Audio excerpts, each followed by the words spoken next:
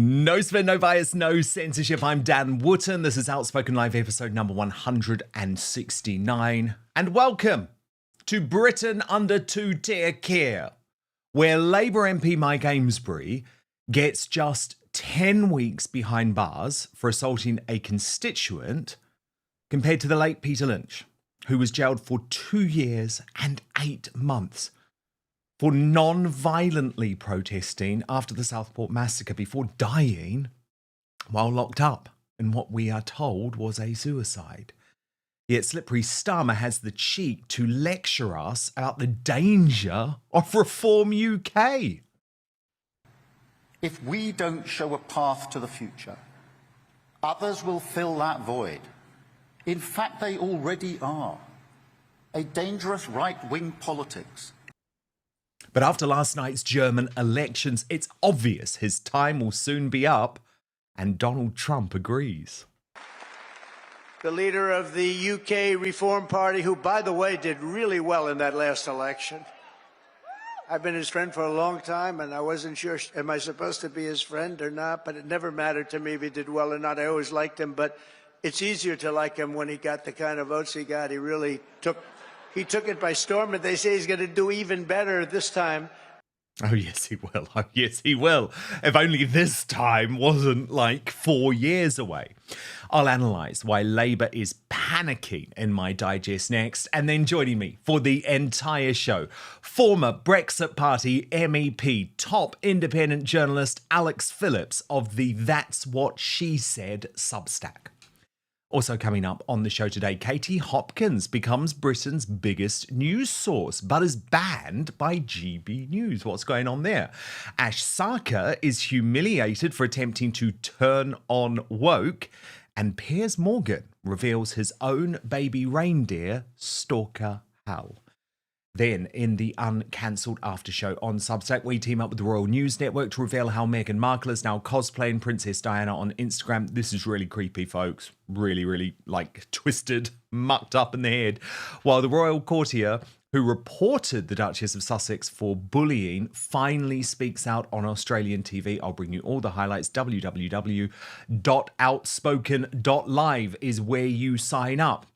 Then, at the end, well, not then, before the end of the show, we'll be revealing today's Greatest Britain and Union Jackass. But as ever, the Jackass is down to you. You can vote now in our live chat on YouTube. But here are the nominees as chosen by you. Nominee 1, Narinder Kaur, nominated by It's Only Me 44 for claiming that Liz Truss is mingling with Nazis and fascists. She's talking about the CPAC conference, folks. Greater Manchester Police, nominated by Natasha Jane Gray. And this is because, of course, they have wasted their time to try and persecute a grandma for a thought on social media. Couldn't believe this story over the weekend. And nominee 3, the Stonewall organisation, nominated by Pursue Optimism, and the reason the whole of the very USAID-funded Stonewall should have the title. So, get voting now. Your comments, your results coming at the end of the show. But now, let's go.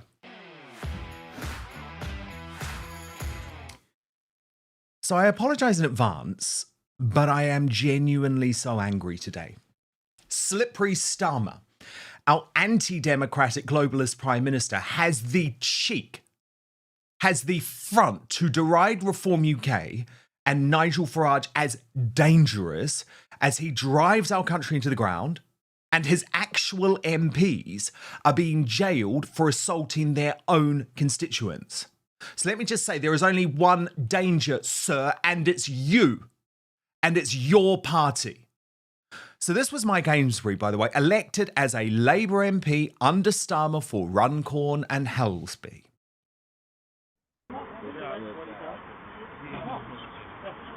What?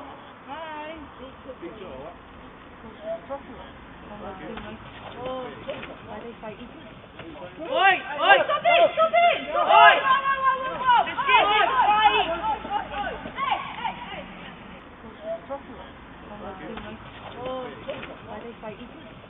Oi! Stop it! Oi! Let's get it right!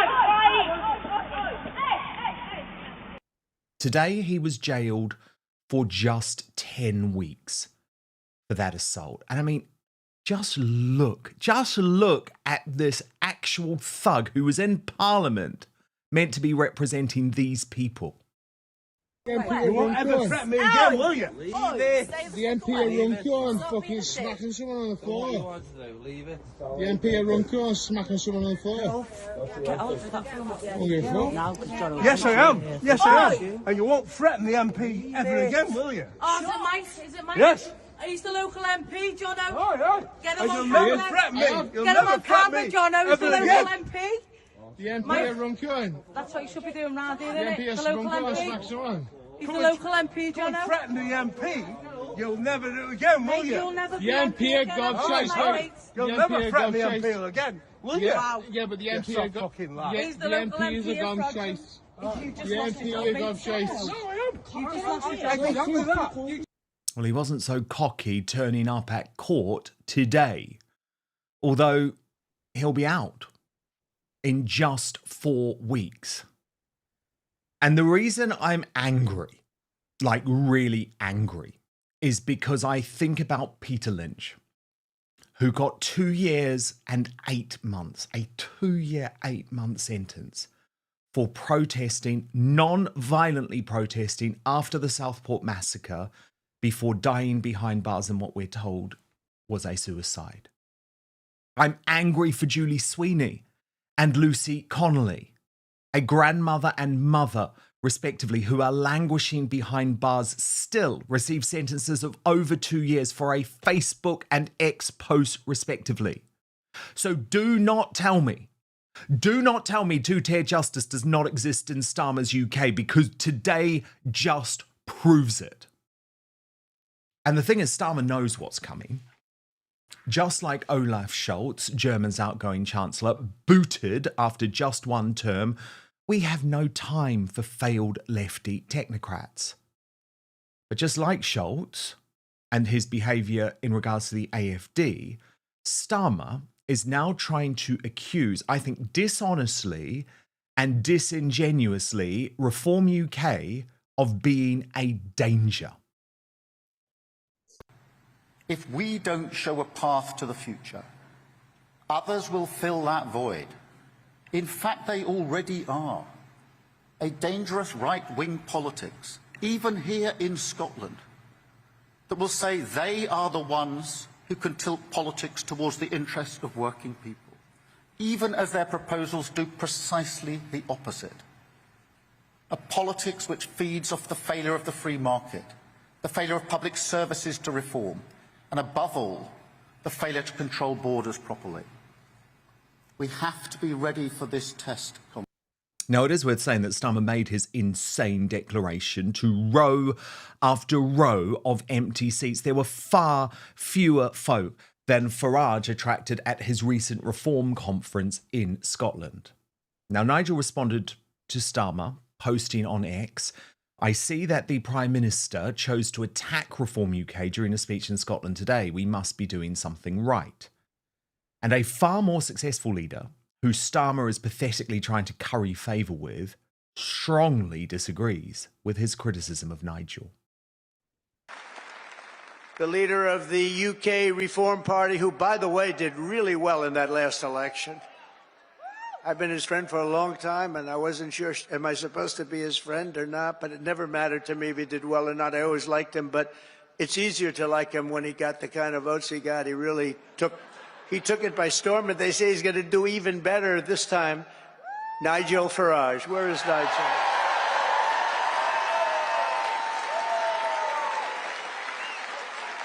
Thank you, Nigel.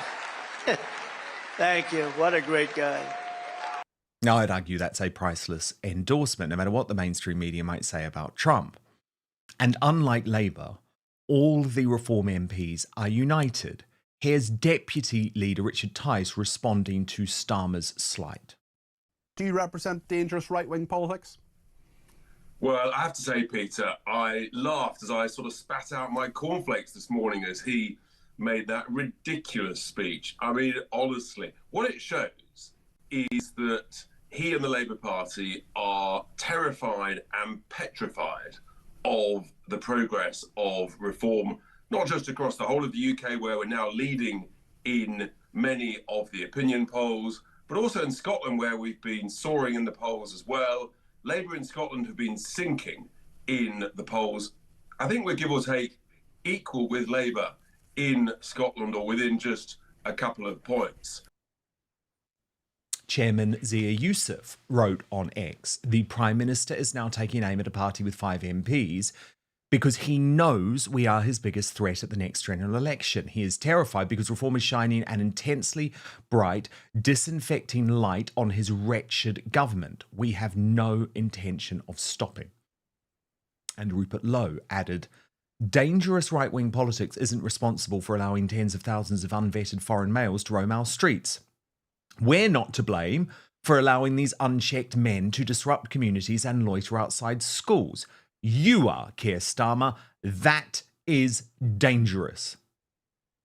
But look, Starmer knows he's been swept away. This is a one-term Prime Minister. He will be lucky to serve out his term. Hence the mad rhetoric, which is being repeated all across Europe at the moment. I actually, you have to laugh sometimes or you'd cry. But listen to the British bashing corporation last night try to brand AFD leader Alice Vidal as far right. She is an interesting figure for what is a far-right party because she's a 46-year-old leader who is gay. She's in a partnership with a woman who's from Sri Lanka. They've got 2 children together. They spend a lot of their time in Switzerland. So if you look at that, the fact that she's gay, she lives outside of Germany for quite a large part of the year. You might not think that's a natural fit for this sort of party, which talks about the necessity, or certainly the importance of a family unit being a man and a woman with children. Oh yes, gay, dating a Sri Lankan woman. But of course she's far right. Now, look, what's so funny about this is that if we just turn the clock back 10, 15 years, when people like me were considered centrists, even the former Labour Prime Minister, Gordon Brown, would be branded far right by the BBC, because listen to his rhetoric then, which is exactly the same as the AFD and Reform UK now. Even if someone comes into this country legally, they should not be committing crimes. And if they commit crimes, they have surrendered the right to be in this country. So if you come to this country, for example, you've got to learn English. You've got to be able to speak our language. If you come to this country, you've got to pay some of the costs of the extra services on top of your salary and taxes, on top of that you are causing us to have to incur. And if you come to this country and commit a crime, is that we are ready to throw these people out of the country when they commit the serious crimes that you're talking about. Now, we have got plane loads of people who've been sent out of the country. I think in the last year it was 5,000 or 6,000 people were deported from this country as a result of criminal offences. But I accept there are still problems of illegal immigrants, and we've got to deal with them, and problems of people who come here and abuse our system, and that is not acceptable. As Lee Anderson put it, short memories.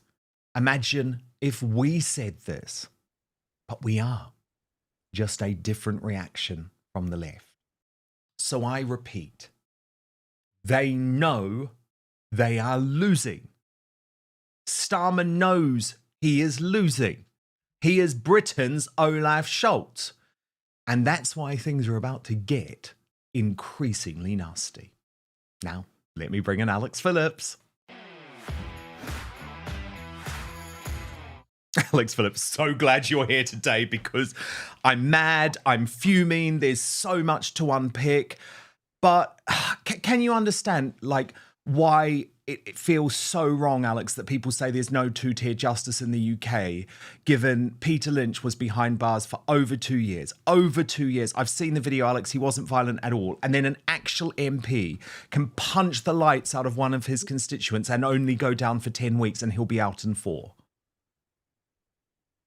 Yeah, well, let's go back to Sir Keir Starmer's rabid adherence to sentencing guidelines. When you look at what happened to those people who were dragged into police stations because of social media posts, held on remand, you know that the Crown Prosecution Service told them all to plead guilty. They would have been given an instruction by the government, look, just tell everyone to plead guilty. We need to get these people processed, because the government could ill afford to have lengthy trials, which all of them would turn out essentially being overturned if they were challenged.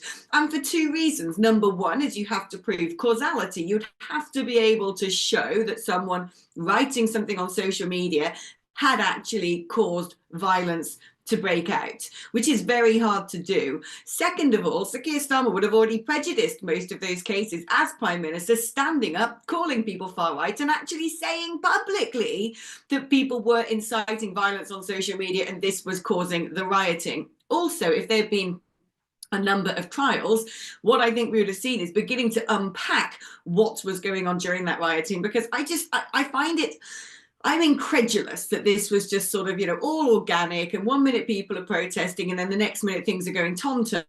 There seemed to be, to my eyes, a lot of people there. You had the guys, lobbing the Coke cans. Look, I'm not condoning any of that. But there seemed to be a lot of young people there who had black trousers and black tops and black balaclavas.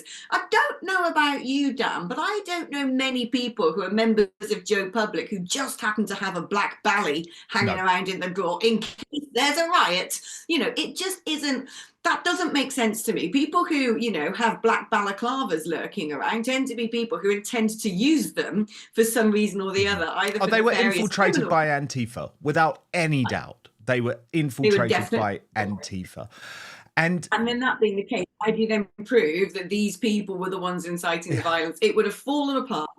Yeah, I know. If only he'd pleaded not guilty. I know. I totally get that. But Alex, then we have Starmer actually saying that Farage and Reform UK are the danger. Yeah. Well, this is basically in reaction to what J.D. Vance had said at that Munich Security Conference, when he said to European leaders assembled, all of you lot are the danger. You worry me more than Russia, because you are opening your country up to such vulnerabilities. You are provoking civil unrest in your countries with open door mass immigration. You're not paying for your defense. You're weakening your trust in your public services and your authorities. You're impovering yourselves economically because of your mad, net zero drive. You are a danger to your people. And what's more, you're not listening to them. You're cracking down on free speech. And he pointed his finger at all those Europeans at the Security Conference and called them dangerous, which is why Starmer's now jumped back up and said, oh, no. Don't look at me. It's reform that's dangerous. And I want to go, do you know what, Sir Keir? Have a little look in that mirror a bit closer. You see that smudge above your top lip? Yeah, we all know who the dangerous one is, who's fascistic and wants to clamp down on free speech. And it isn't Reform UK. Yeah. And then, Alex, we have Starmer, the most uninspiring Prime Minister I can remember. And actually, that's saying something, because I found Brown really uninspiring at the time, although seeing the clip of him in the digest, it's like, maybe he wasn't all too bad, actually. But Starmer, Alex, cannot deliver a speech without reading his notes like this. I'm actually so embarrassed comparing him to Trump. So this was him this morning talking about Ukraine. Nigel Farage, I think, when I look at him, I think, if we don't show a path to the future, others... We'll come back to that in just one moment, Alex. But while we're looking for that, let me show you these poll results, and actually some really fascinating analysis from Ben Duran in regards to the German election result. And he says the popular story across the West is that men are increasingly voting for the new right and women for the progressive left. The German election result broadly aligns with this. But, and this is the really fascinating but for me, he says the AfD are also the second most popular party among young women. Yeah, that doesn't surprise me at all, because the conversation has now changed among a lot of women when it comes to mass immigration. There are those who just go along with the I want to look nice brigade, who say, isn't it wonderful, open borders, we love refugees, aren't I kind, aren't I becoming, aren't I the sort of woman you want to take home to your mum because I really want to look after some sort of asylum seeker? No, love, you're not. Because there's another cohort of women going, we live in the towns where our daughters are being harassed. We're getting funny looks. We're being harangued on the streets. We don't feel safe in our own skin anymore. And we're fed up with the way that we're being treated. We're fed up with having to work really hard and not being able to get on the housing ladder. We're fed up with actually living in a society that seems to do nothing to protecting women, not just from men from other cultures, but frankly speaking, where is the pronatalist policy? Oh, right, if you're a Somalian woman who came in yesterday who doesn't speak English and have 7 kids, you're going to get the 2 million quid house and you don't have to lift a finger.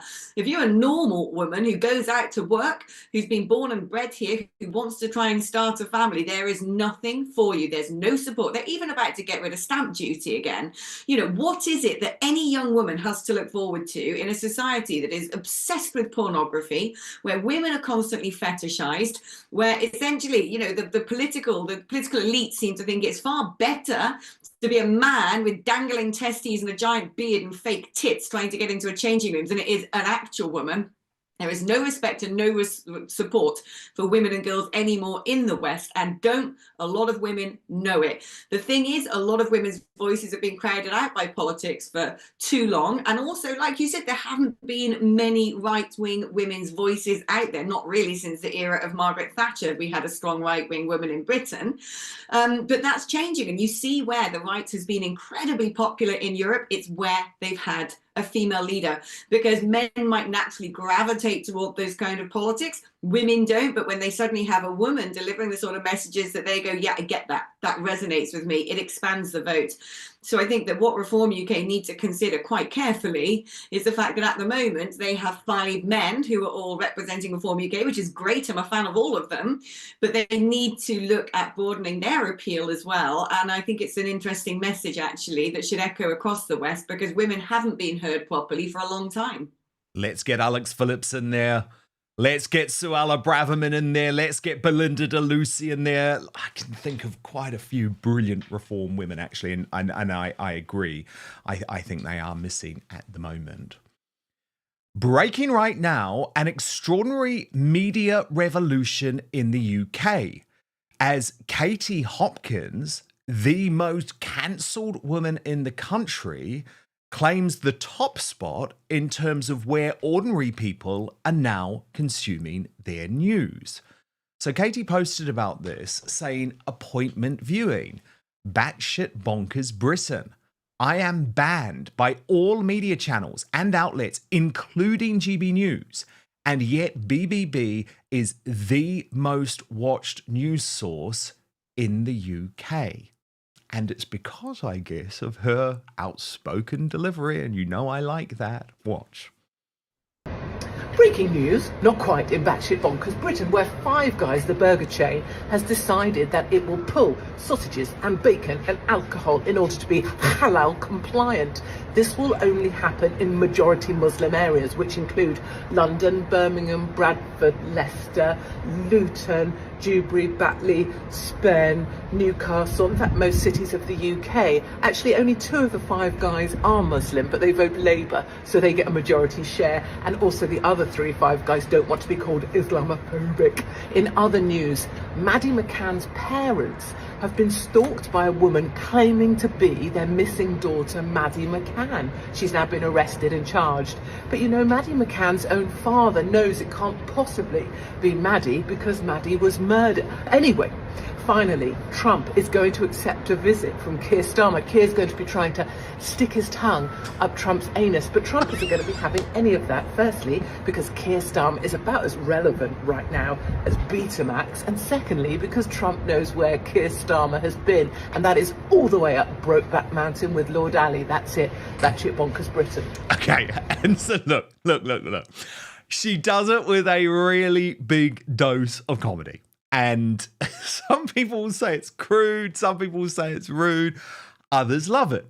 But what's absolutely fascinating to me is that there is this media revolution happening in the country. Katie Hopkins is a really influential voice, yet she remains completely banned by all of the mainstream media. So does this represent a fundamental change in terms of how people are consuming their news? Well, Alex Phillips, you're of course someone, I guess, who straddles, so to speak, the independent media and the mainstream media, but you do have your own Substack, that's what she said, where you will cover issues that sometimes the mainstream media simply will not allow you to touch.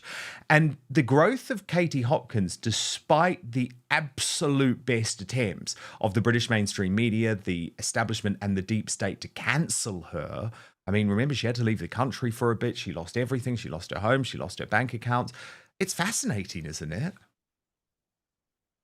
Yeah, I mean, actually, this doesn't surprise me at all. Most people don't consume their news via television anymore, via radio anymore. They're looking at it on their smartphones. They're using YouTube. They're using independent channels. They're getting their information from X, me included. And I would imagine I should be one of the last people to fall. Do you know what I mean? I'm sort of inherently sort of tied to legacy and heritage, and I'm a qualified journalist. So like still going down the old fashioned route of opening a newspaper. But the world is changing. And actually, it's interesting. I do straddle both camps. And what's really interesting to see is the legacy media camp, and I'm desperately trying to figure out how to harness the online game, basically. We have an email that comes around amongst all the presenters and the producers at Talk, which is basically the sort of league tables of who's doing the best on digital, who's got the most Facebook views, who's got the most TikTok views, who's got the most Twitter views, whose program is being watched by the most people on YouTube. I mean, actually, this week I topped all the charts. Yay! You go, girl. But not surprised. What is interesting is now, look, Sky News are basically on the cusp of closing down. They're obsessed with how they get into this particular space. And what they're going to find difficult is the game is completely different. They don't run the game and they don't make up the rules on the World Wide Web. And so they're going to have to compete properly in an open marketplace and not have some sort of monopoly because they can afford to have, particular channel space on the television program guide and things like that. So it's a whole new world. We're kind of, it's interesting. Katie Hopkins says, oh yes, Keir Starmer, he's as relevant as Betamax right now. If you remember, Dan, when we were sort of in our teens, when the sort of great change started happening, internet and all the rest of it, one year it was like, right, no more cassettes, it's all going to be about CDs. Then after it's like, right, no more CDs, it's all about MP3 players. And then you had iPods, and then next thing it's like, no, none of that anymore, it's now iPhones. And everything changed so quickly that the thing that was the next big thing wasn't the next big thing anymore. And I think we're now living in an era like that when it comes to how we consume news. I'm not sure what the next big thing's going to be, in what format and in what style. But do you know what? When it comes to the legacy media, they're really dragging their heels because for the first time, they don't know and they don't get to control it. Oh, indeed. And if you look at the numbers for the legacy media on the new media platforms, no one wants to watch them. No one's watching Channel 4 or the British Bashing Corporation or Woke ITV or Sly News on YouTube. They rely, and they have previously relied, on their control almost of the distribution network, which is changing. Now, the former Prime Minister Liz Truss made an interesting announcement about this at CPAC last week as well. It sounds like she wants a taste of the Katie Hopkins action too. Watch. We have seen what independent media has done for the United States, and we want some of that. That's why we are going to be establishing a new free speech media network in conjunction with our American allies, including the great people here at CPAC. It will be uncensorable and uncancelable. It will take on the British. And she says it will take on the British Bashing Corporation. I think that's a great idea. I think it's a great idea because I think what you saw from Liz Truss's prime ministership is that it was the mainstream media that worked in conjunction with the deep state to bring her down. Same thing, Alex, for Boris Johnson. And it's the same thing now in terms of them all ganging up to try and stop Nigel Farage, although I think that's going to be a much more difficult prospect. Yeah, and the chatter on this has gone out of control, particularly in America. It's caught the attention of Elon Musk. It's caught the attention of Donald Trump. My understanding is, I know some people connected to this, and my understanding is they're extremely excited. Since that announcement's been made, things have got very, very hot, basically. And so good luck to her, I say, because I think we desperately need something like that in this country. America already has stuff like the Daily Wire, Real America's Voice. It's got these stables of talent with these sort of massive influencers like Charlie Kirk that have been established for quite a long time now. But we haven't really got something like that in the UK. At the moment, we've got amazing talent. I wouldn't say as much as America, actually. You're really a leading light, can I just say, Dan? But what we don't have is anything where it consolidates all the sensible, good, strong commentators so everyone has access to this. And so I think it's a very exciting prospect. I wish her all the best with that.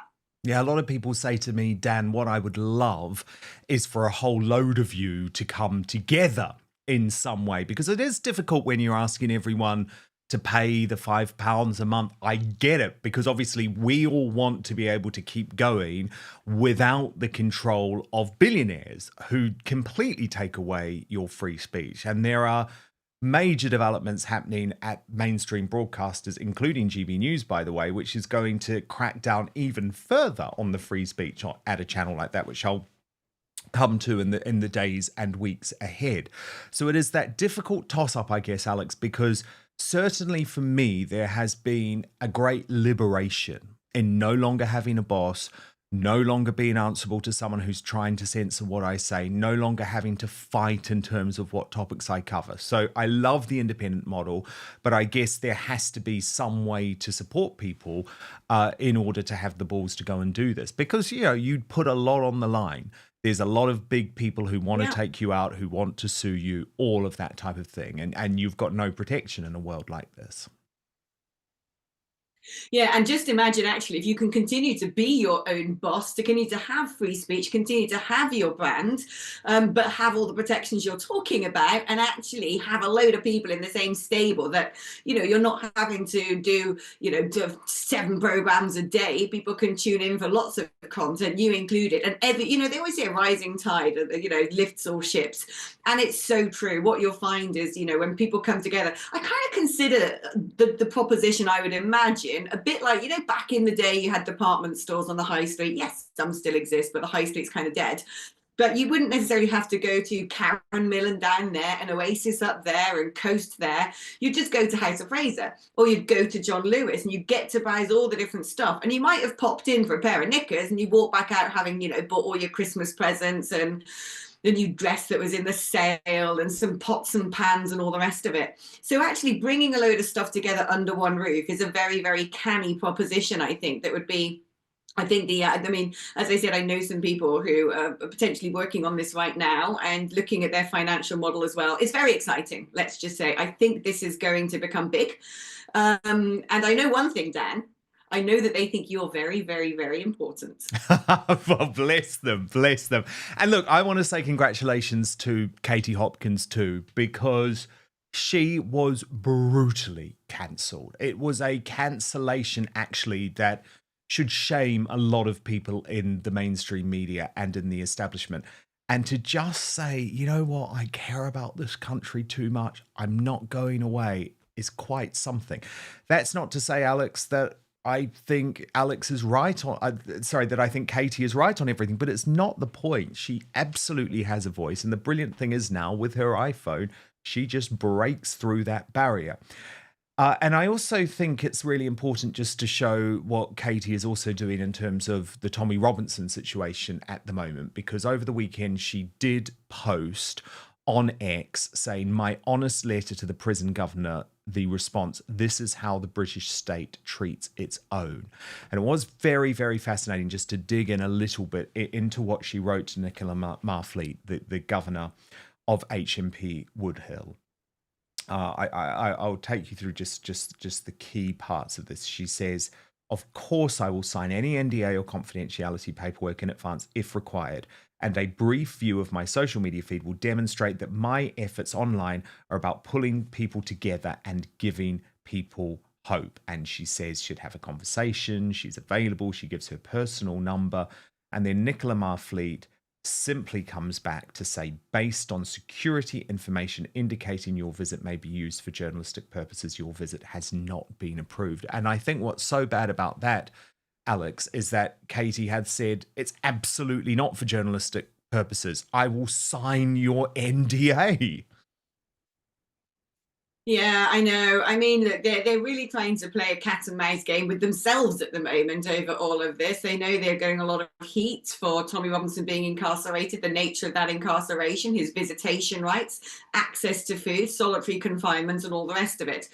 And so they're worried that anybody now will come back and, say, I saw him and this is what happened, with or without an NDA, which largely are very hard to enforce, frankly speaking. But the big question is, what it suggests to me is, what on earth are they going to do when he is released? Because they can't control him then. Because there's only... Yeah, there's only lasts so long. But we know, Alex, the crackdown on free speech is just becoming more and more insane by the day. The Mail on Sunday front page, as Winston Marshall put it, actually said Starmer's Britain is the joke of the West. And this is, of course, because the police turned up at the house of a grandmother who had simply said something like pretty mundane and anodyne about the councillor that was caught up in those leaked WhatsApp messages, effectively said, oh, they should resign. And the police turned up at her house. It's like, what the hell? Yeah, but you know what? It is a joke. We all find it funny. Ha ha, isn't this ridiculous? They didn't actually press charges. But that woman's turned around and said she's been harrowed by this. She now is in fear of what she can post on social media. What the hell is going on? It's a joke because we still don't believe it's happening in our country. We find it funny because it's so absurd that this could be taking place on our streets in the United Kingdom. We find it funny because we're not the ones living in fear. We find it funny because reality is still yet to hit us between the eyes that actually all of us now are living in a prison, and it's happened so incrementally, so stealthily, most of us don't realize it. But I just want to say to all of your viewers right now, do you second think anytime you want to make a joke, make a comment, ask your taxi driver where he might be from? Is this the right terminology I should be using about this race or that ethnicity or this religion? Am I allowed to have that thought? Am I allowed or permitted to be concerned about, say, the rise of Islam, or does that make me a monster? Can I talk to somebody about that? Do I have to be careful of the words I use on social media? If you said yes to any one of those things, not all of them, but just one, and even just a slight yes, then guess what? That's you living in a prison. That is you already being part of an authoritarian state. And it's a bit like the changes that we see. We are there. It happens tremendously, and exactly, suddenly you just go, right, we are there. And the poor babies, though, at the Metropolitan Police decided to post on X, we're aware of significant social media commentary. Some of the comments are personal and hurtful. This is unacceptable. Okay, it might be unacceptable, but unless it's against the law, just stay out of it. Just stay out of it, because all your job is to stop people breaking the law. That is it. That is it. Yes, sometimes people are going to be offensive. Sometimes people are going to be cruel with you. That is the price we pay for living in a free society. Breaking right now, the hard left deranged communist of Novara media fame, Ash Sarkar, is trying to do a shocking 180 and claim that she was never part of the woke movement, which has started to ruin the West. Watch this shocking interview with Joe. Then you had all these people who were saying, you've brought violence into the space, I've been harmed, everyone's been harmed, this is white anger. Like, somehow it became a racial thing, and I was like, cunt is not what the C in POC stands for. like this is not a racialized term at all. How is it that a room full of adults can be derailed in such a way? I didn't write about this in the book because I wasn't at this organisers weekend, but a friend was, where they were doing an icebreaker where you had to pretend to be a kitchen utensil, and someone pretended to be a salad spinner, and then some other people said, well, that's white supremacist and classist because who has a salad spinner?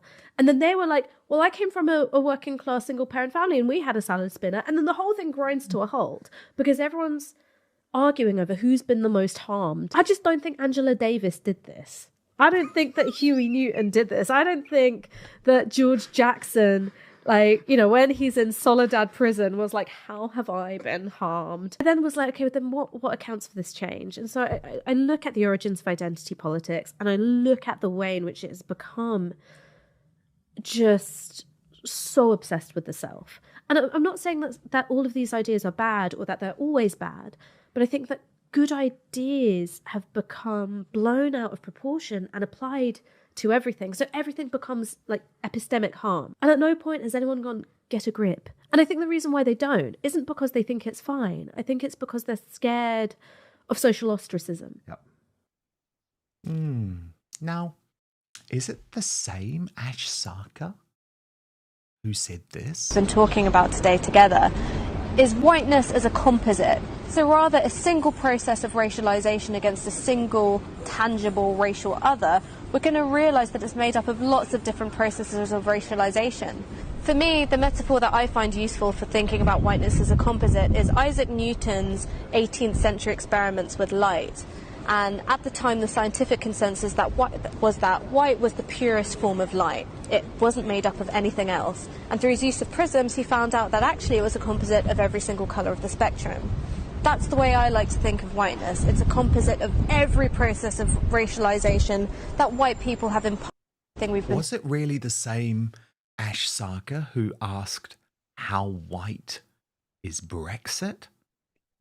And maybe even the same Ash Sarkar who said this. Now, so viewers of colour, go make a cuppa or listen to D'Angelo. I understand the pushback. I understand that lots of white people feel annoyed by the idea that they benefit somehow from their whiteness or that the presence of white people automatically means the presence of racism. I really understand that. But with all love and all kindness, this really isn't about you. Alex Phillips. They're realising, aren't they? But we have the receipts, Ash Sarkar. Yeah, I love the fact she goes, dear white people, it's not all about you. Because it's about me, because I'm going to ride the wave of identity politics as long as it suits me. This is the blimmin' point, isn't it? They've all cashed in on it. They've all used it when they thought that it would enhance their careers. Oh, they've all played that tune when they thought it was #1 in the blimmin' charts. Guess what? It is now being rejected. It's being refused. It's hated by the generation coming up. I've actually got a lot of faith now in the under 16s. At one point, I was really worried about them and I thought we're doomed. They're going to be really woke. They're going to be woker than the Gen Zs who are woker than the millennials and onwards and onwards. But actually, they're pretty sound. And what she clearly has discovered is that algorithm doesn't like her and doesn't like those politics. America doesn't like her and doesn't like those politics. Europe doesn't like her and doesn't like those politics. In fact, that rubbish is about to die. And so she turns around and goes, oh, well, I never liked it all along. Now she knows she cannot be successful off the back of it. Well, do you know what? Revenge is a dish best served cold. And do you know what as well, Ash? I believe in karma. You probably understand the meaning of that word. So perhaps apply it. Yes, indeed. And are we going to see a lot more of this, Alex, from hard left commentators almost try and disown their previous stances because they can see where the world is moving to? I am loving the death spiral. Do you know what? Sit me back with a glass of gin and tonic and a bag of crisps, and I'm just going to watch it all implode. I'm going to watch Sky News lose all their money. I'm going to watch the Labour Party be voted out next election. I'm going to watch the tidal wave of populism take over the West. I'm going to watch the fight back. I'm going to watch all of these people who had their moment in the sun being assholes about everybody, because let's be fair, that's what identity politics is. It isn't nice, it isn't kind, it isn't cuddly, it isn't righteous. It is completely narcissistic and it is unpleasant and spiteful and bullying and divisive. So they've had their moment and they got away with it. So they thought, but guess what? It's all going to come crashing down. It started. We know it started. That second victory of Trump in the recent American elections was a tipping point. We all knew it. Everyone in the West had their eyes on the election because they thought, you know what, this is the decisive moment. If it goes Kamala Harris, we're stuck with this rubbish. If it goes Trump, this is the beginning of the end of all of this nonsense. Because do you know what, the vast majority of people, whether it be in America or Canada or Australia or New Zealand or France or Spain or Italy or Poland or you name it, the vast majority of people hate this rubbish. They've hated wokeness. They've suffered through it, feeling alone, feeling silenced, feeling ostracized. And then all of a sudden they've realized they're not alone. They've looked at that election result and gone, we're the majority. And now they've realized that they've got the power to get rid of it. And that includes you, Ash Sarkar. So bye-bye. Bye-bye. There is a really serious side, Alex, though, to what they did to our society. And I think Brendan O'Neill in Spiked Online summed it up absolutely perfectly. He said, let us speak plainly. Women were raped because of the deranged policy of putting men, trans women, into women's prison.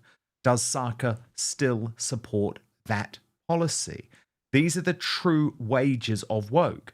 Perhaps it was just a fad to the middle-class left, which might now be discarded. Maybe for the liberal elites, it was just a means of accruing virtue. But for others, women, gay kids, working people, it was a poisonous ideology that impacted in the most awful ways on their lives, livelihoods, and bodies. If you were a cheerleader for this politics, it's not good enough to just say, oops, sorry. Ash, this mea culpa of sorts is too little and far too late. Yeah, I actually, do you know what? I agree with what he says. Just saying sorry shouldn't be enough. These people have caused untold damage as a collective, and they did it to protect themselves. They did it with sharp elbows to get ahead and above and beyond other people, to push people down, to make themselves look good. They didn't care about the ramifications. A lot of people, I don't think, actually thought it through. They were too obsessively narcissistic about wanting to keep up with the Joneses to actually think of the real world impact, but they went along with it. They all got dragged along with the bullies because they wanted to run with the cool kids and didn't spare a thought of the one at the corner of the classroom crying, ostracized, alone and losing everything. And so in many respects, saying sorry isn't enough. And I think that what will happen now is a lot of people who were very much the cheerleaders of this stuff will find themselves punished economically because the marketplace is now going to respond. But at the same time, do you know what? The people who didn't go along with it should hold their heads up high because they're not cruel, because they stood up for what was right, because they had good core moral values, because they knew this stuff smelled. They knew this was unpleasant and divisive and spiteful and classist and snobbish and nasty and had a huge undercurrent of unpleasantness. And so if those are the people who didn't go along with it, we are better than now punishing these people. It's going to happen, like I said, karmically. The market forces will speak. Their time in the sun is over.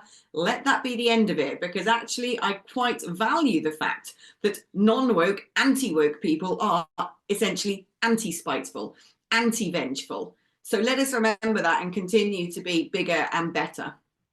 I mean, Alex, yes, I do just laugh though.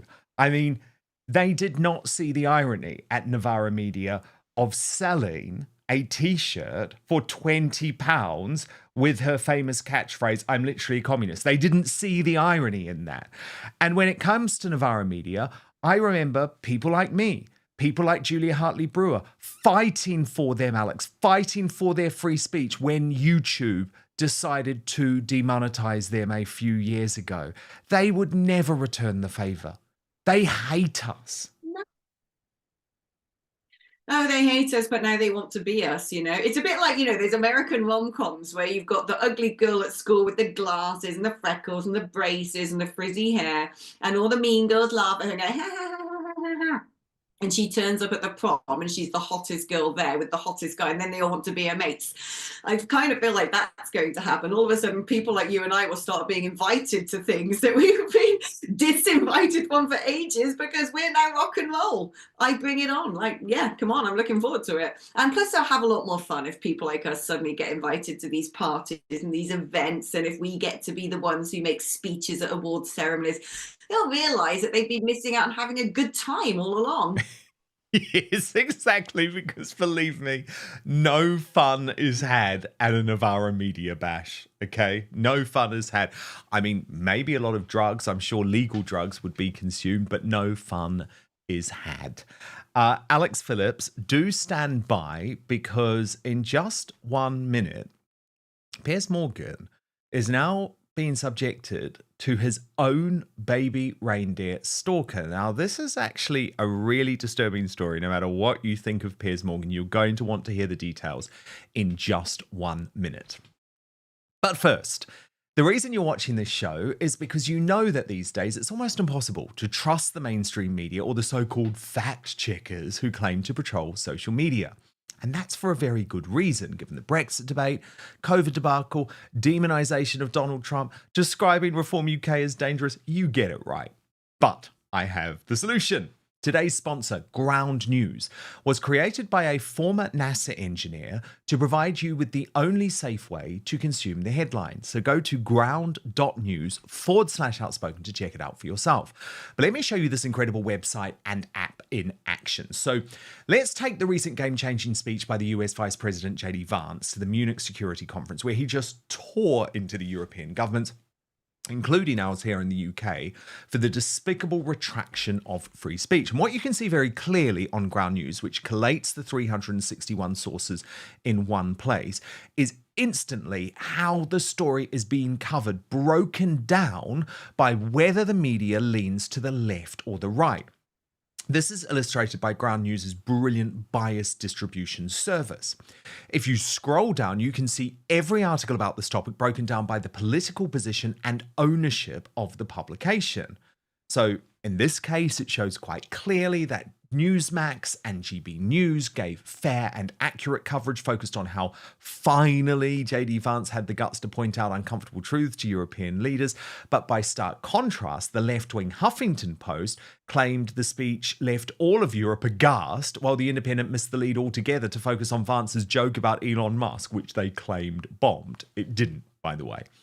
What's more, though, Ground News actually gets to know you personally, providing you with the news stories you're interested in while also analysing your own biases. So my favourite feature is that it comes up with potential blind spots that you might not be hearing about because of the corruption of the MSM.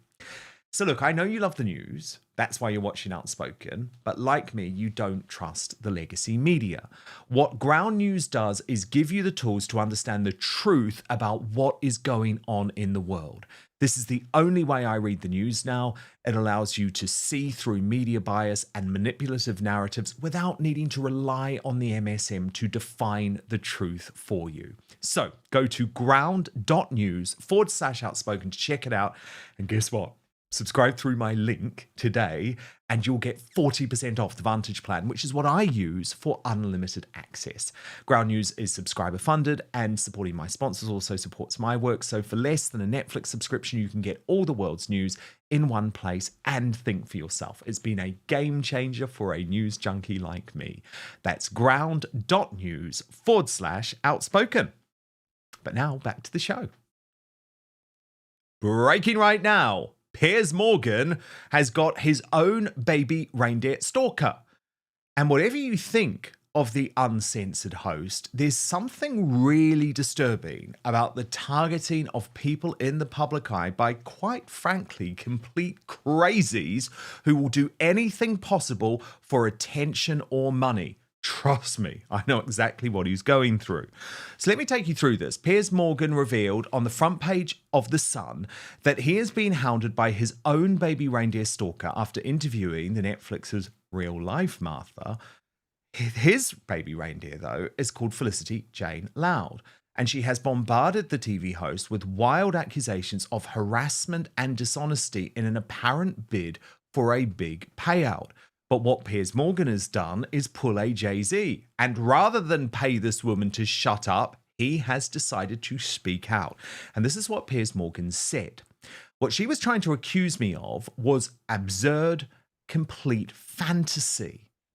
He said the despicable piece of work will finally be stopped. And here's where it gets shocking. This woman has filed 64 cases against celebrities in the past year, including a bizarre claim that Piers hijacked her brother's identity. Now, this is obviously really shocking given that this woman had been jailed for 6 months in 2007 for stalking a woman called Rachel North, who was a survivor of the July 7 bombings. How low can you go? And Piers had never actually met or had contact with her, even though last September she filed a central London County Court judgment against him and his production company. In an apparent bid to force him into a hefty payout, she accused Piers of abuse, harassment, fraud, and dishonesty. She claimed that Piers had worked with insalubrious associates on a campaign involving stealing my creative work and family history to promote himself as a member of my family. And she claimed he is promoting himself as a lost aristocrat to compensate for his humiliations on the world stage after his campaign of stalking and harassment of Harry and Meghan. I knew they were going to be there somewhere. Loud also accused Piers of being sexually obsessed with toilets. Piers added, I didn't want to have to defend it, but you have to after being contacted by the court. Otherwise, it goes through the court process and you can get a judgment against you or your company, which is what she was trying to do. Now, Piers did actually win this case. She will have to pay him £6,000 of damages, but he said, I've no expectation of seeing any of that money, nor is anyone else. She is a harasser, a bit like baby reindeers. This could happen to anyone. And by the way, Loud is also believed to have targeted the Harry Potter author J.K. Rowling. So let me bring in Alex Phillips, who is, of course, behind her own Substack. That's what she said on this very disturbing case. And Alex, what's really interesting about this is I think increasingly people are seeing what was done to Donald Trump in the US and are thinking that they can use the UK court system to wage legal warfare against high-profile, well-paid people just wanting a settlement. And the problem is sometimes celebrities will just pay a settlement to think this just needs to go away. So I give a lot of kudos to Piers Morgan for actually calling out his very own baby reindeer. Yeah, and actually he's in a position of power he can, because, you know, a lot of things wouldn't affect him. He's made millions, he's got a high profile, he can afford top lawyers, but things like this happen all the time on smaller levels. So, for example, I'll give you a story from my hairdresser, right? He said that he had employed a woman who was from, I think it was Albania, who'd come to work in the salon, who hadn't disclosed that she was pregnant. Anyway, she worked there for about 6 weeks or something, then she left, and then she brought a lawsuit against him and said, I was pregnant and I had nowhere to lie down. I didn't have my own toilet facilities. I didn't have this, I didn't have that, Now, he should have easily been able to win that in court, but the point is, he would have to then pay for lawyers. And by the time all the legal bills are racked up and the time it takes, he kind of felt compelled to be able to, had to just try and settle with her out of court. There are loads of opportunists who are using our legal system, not least to say all of these so-called migrants who have second, third, fourth, fifth, sixth appeals to stay in this country for all sorts of ridiculous reasons. What is farcical about that is actually it is the UK taxpayer that pays both the government's legal bills and the defence bill of the particular migrant in question. I don't know how this woman seems to have been able to afford having all these cease and desist letters, whatever it may be, CCJs and a lot of it. We've got big issues in our legal system. We know that. We know that things that should never make it to court are making it to court. We were speaking earlier about people currently in prison who should never be in prison on sentences that are trumped up, to say the least. But what I would say about this woman, she's clearly unwell. She's got mental health issues. She has a problem. And again, what we have in this country is a system that will keep asylum seekers, so-called asylum seekers here, we'll say about someone who goes around stabbing someone up, oh, well, they've got mental health issues. This woman clearly has mental health issues. She probably needs to be institutionalized. Again, that's a whole other debate, but we constantly bemoan the fact we don't have enough people in social care, we don't have enough therapists, people on waiting lists for a year to get talking therapists. Well, back in the day, we actually had a sort of well-wrought system of asylums, for instance. Now, those are the privileges of the rich, those people who could afford to go to the Priory. We just have failure everywhere you look in the UK. But one thing is clear, we really need to grab the nettle. We need to get a grip of the mental health crisis. But more than this, we need to get a grip of the judicial system, which seems to be in its own mental health crisis. Do you think sometimes, Alex, though, we hide far too much behind the concept of mental health? Because let me just read out how Piers describes this woman. So he describes Loud as a convicted stalker who harassed a terror attack survivor. He says it's hardly possible to think of anything more despicable. She's still clearly a disturbed, unhinged human being. And he added, it does make me wonder if it would be taken more seriously if she was a man targeting a woman. I do think there's a bit of a double standard there. And there's nothing to actually suggest, Alex, that this woman does have some sort of actual diagnosed mental health condition. She might just be a really nasty piece of work. Yeah, I think he did use the word disturbed and unhinged, which to me suggests mad. And I think that you can have all sorts of personality disorders and this, that, and the other that can lead to certain things. But what I'm saying is, we trip over ourselves to say, oh, well, it must be mental health when it's just a blimmin' terrorist. But this woman clearly is disturbed and unhinged. I agree with Piers Morgan on that. And whether or not sitting down and having cognitive behaviour therapy is going to suddenly revolutionise her life and she's going to be nice, I don't know. I don't know enough about the case.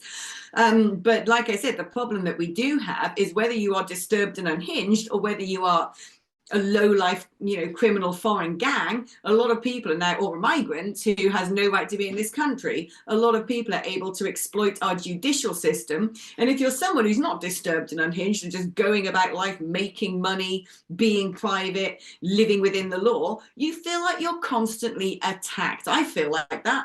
And everything, all the time, it's like, oh, well, you've gone 25 in a 20-mile-per-hour zone. Oh, great. You're literally coming after me for a crime that's actually really difficult to not commit, and letters come through the post because of this.